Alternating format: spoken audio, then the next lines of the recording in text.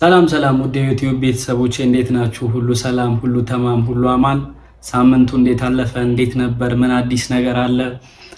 በሳምንቱ አነጋጋሪ ከሆኑ ጉዳዮች መካከል የተወሰኑትን ይዘን ከተፍ ብለናል። እንደሚታወቀው በሳምንቱ ሶሻል ሚዲያውን ሰብረው ከገቡ በጣም ብዙ አነጋጋሪ ነገሮች መካከል ኦፕሲ ላይ የደረሰው ጓደኞቹ ያደረሱባት ጥቃት ነው እና በዚህ ጉዳይ ከመጀመሪያው ከረንትሊ አሁን እስካለበት ድረስ ያለውን ነገር አሳያችኋለሁ፣ እነግራችኋለሁ። አሁን ምን አይነት ሁኔታ ላይ ነው ያለችው የሚለውን ነገር፣ ልጆቹስ ምን አይነት ሁኔታ ላይ ናቸው ያሉት የሚለውን ነገር እነግራችኋለሁ። ታዲያ ፔጁን ሰብስክራይብ ማድረግ እንዳይረሳ። ወደ ቪዲዮ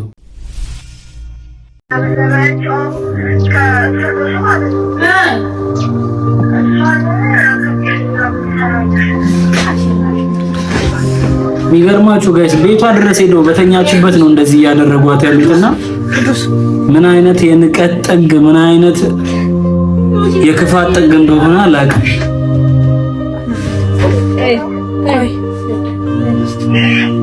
አንዳንድ ጊዜ ሰው የላትም ብለው ነው እንደዚህ የሚያደርጉትና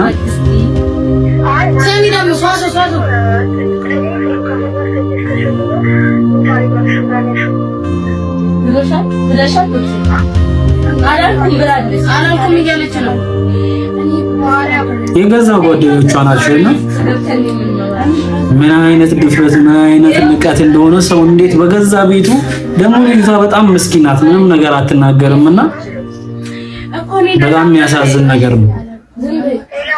እሺ ያወራች ነው። እሺ ቀጥይ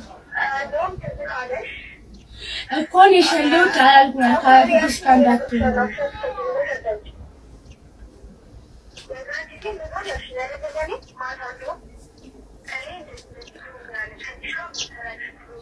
እኮ ከሷ ጋር እንዳትሆኝ እንጂ ይፈልግና መቻል በስማም ስንት ነው ወንድ ልጅ እንደዚህ አይመታም እኮ እያያችሁ ነው ወይ? እንደው ምን አይነት ዘመን ላይ የሴት ጋንግስተር ይምጣብን። ተዋሻለሽ እኔ ላይ እንትን መጥቶ እኔ ሸላይ ተባይ ማን ያረጋሽ? አኪ በቃ ተይ አቺ ወዲው እሺ በቃ እኔ ይቅርታልኳችኋል። ይቅርታሽን ማን ተነስተሽ ነው ፌስ ቱ ፌስ እንጣላ? አዎ ታነሽ እንጣላ ፌስ ቱ ፌስ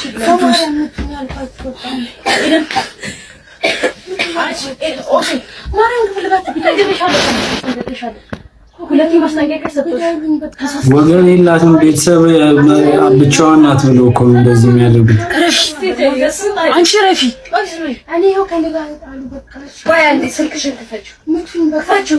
ምን አለ እንደው ወንድሟ በሆንኩኝ እንደው ዘመዷ በሆንኩኝ እንደው ቤተሰቧ በሆንኩኝ እንደው በጣም የሚያንገበግብ ነገር ነው ጋይስ። በእውነት ባይቶ የዛሬ ጥቅምት ላይ ሆነ ነገር ነው። አሁን ላይ ለምክንያት እንደው አሁን ቪዲዮ ይወጣ እንጂ ጥቅምት ላይ ሀፕን ያደረገ 2018 ጥቅምት ላይ ሀፕን ያደረገ ነገር ነው።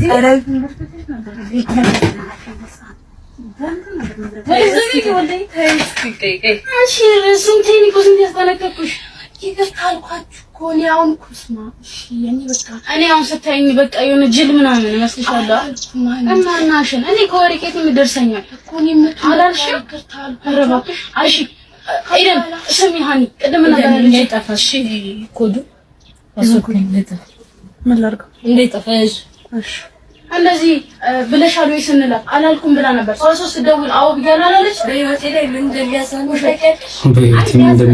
ታውቂያለሽ? አረ ሃኒ ኤሌክትሪክ ሃኒ ሲወለኝ ማርያም የገረፏት እኮ ነው እንደ ህፃን ልጅ እኮ ማርያም። አንቺ ተከትቼሻለሁ ሃኒ አስባችኋል? የገዛ ጓደኛችሁ እንደዚህ ሲገርፋችሁ እኔ አንቺ እኔ ኦፕሲ እኔ ላንቺ ክፉኛ አይደለም ሃኒ ሃኒ እኮ እንዳዳመን ተደምጡ ጊዜ ሰተሽኝ ምሰጥሽ አይደለ አይደለ በቃ ሃኒ ይቅርታ አያገባኝ ይቅርታሽ ነኝ ሃኒ ምን ይሰራልኛል? ወላሂ ምንም አይሰራልኝም። እኔ አትጥሪ በማርያም ረፊ ይኸውልሽ የልብና ብዙ ይቅርታ ረፊ ተዛራታለች ደግሞ ሃኒ እንደዚህ እንደሱም አይደለም እንደዚህ እንደዚህ ነው የሚረገጠው አበሻ ሳሲስ ሶገደር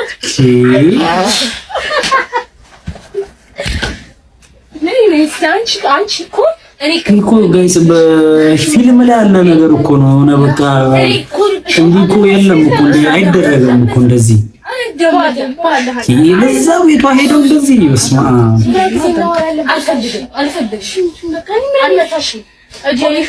ለዚህ ከተሳ እንደዚህ ነው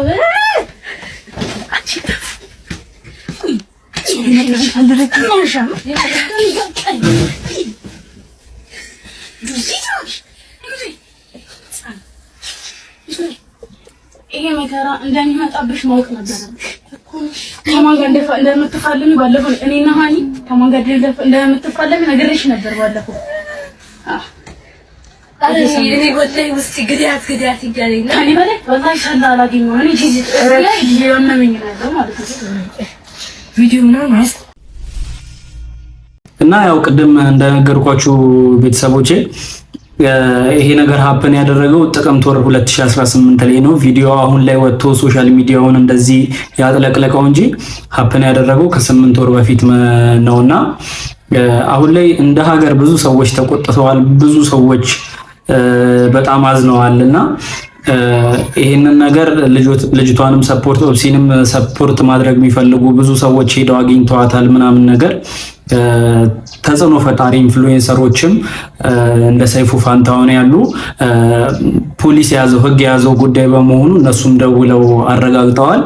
እና እስኪ ዳይሬክት የስልክ ልውውጥ አድርጎ ሰይፉ ከፖሊስ ኮማንደር ጋር ዳይሬክት ስልክ ልውውጥ አድርጎ ያለውን ነገር አሰማችኋለሁ እና ሙሉ መረጃውን ከህግ አካል ታማኝነት ካለው ከህግ አካል መስማቱ የተሻለ ነው።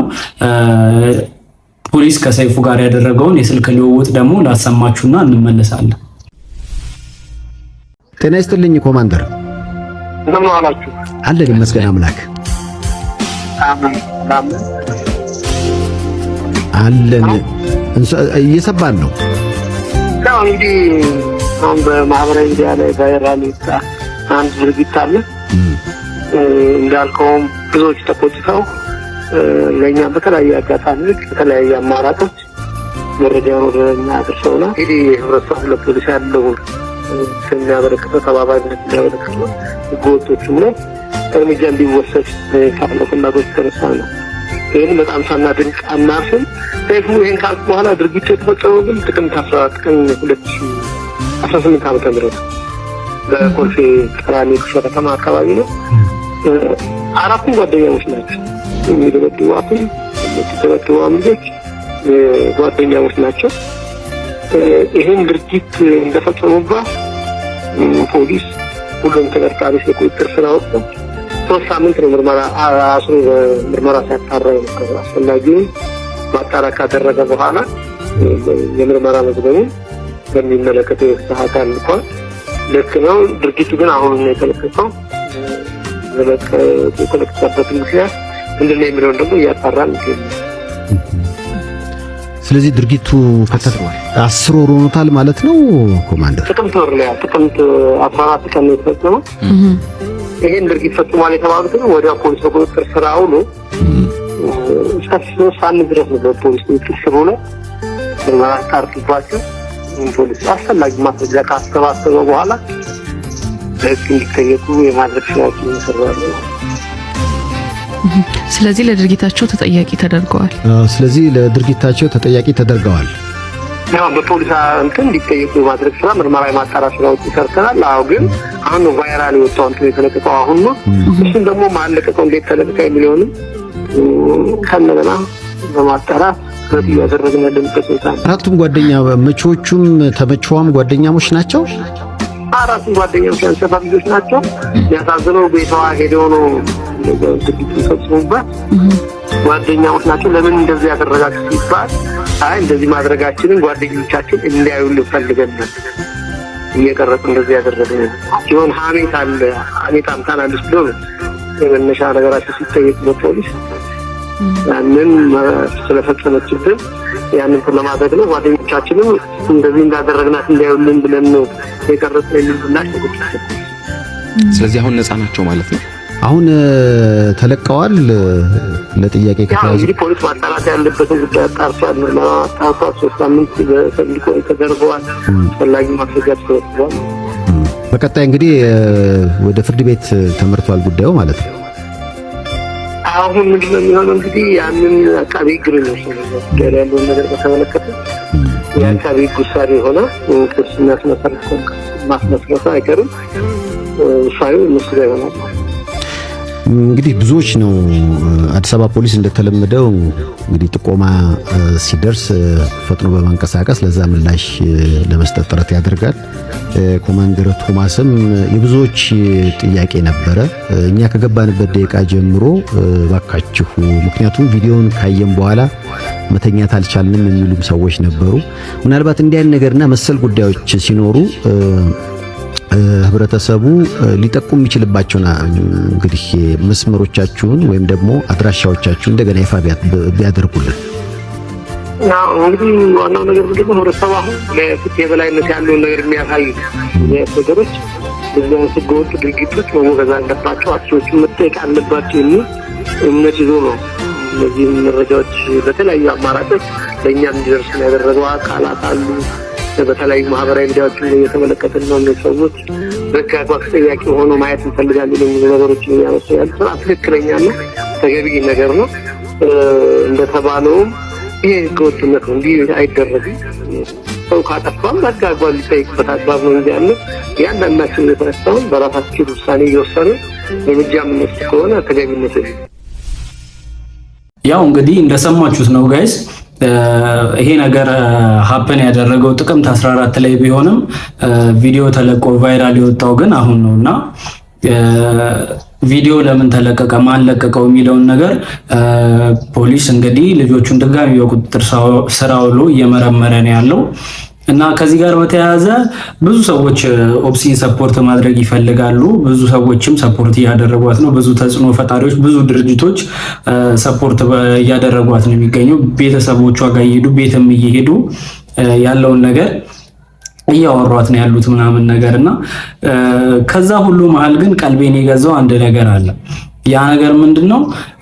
እቺ ልጅ በቋሚነት ህይወቷንም እንድትቀይር ቤተሰቧንም መቀየር እንድትችል የኑሮ ደረጃዋን ማስተካከል እንድትችል ቲክቶከር ኑቲ ዳሎል ዩቲዩብ ቻናል ከፍቶላታል። በቋሚነትም ሰፖርት እንደሚያደርጋት ነግሯታል እና አይ ቲንክ ቻናሉም ተከፍቶላታል ምናምን ነገር እና እስኪ ከዛ ጋር በተያያዘ አንድ ሶሻል ሚዲያ ላይ ያገኘሁት ቪዲዮ አለና እሱም ቪዲዮ እንይና እንመልሳለን። አረ እናንተስ ትለያላችሁ። ኦፕሲ ዩቲዩብ ቻናሏ ገንዘብ እንዲሰራ የሚያስፈልገውን መስፈርት በአንድ አመት ውስጥ ማሟላት ያለባትን በአንድ ሰዓት ውስጥ ብቻ አሟላች። 1000 ሰብስክራይበር ኦልሬዲ ደርሳለች። ስለዚህ ከዚህ በኋላ ቻናሏ ላይ ቪዲዮ እንለቃለን።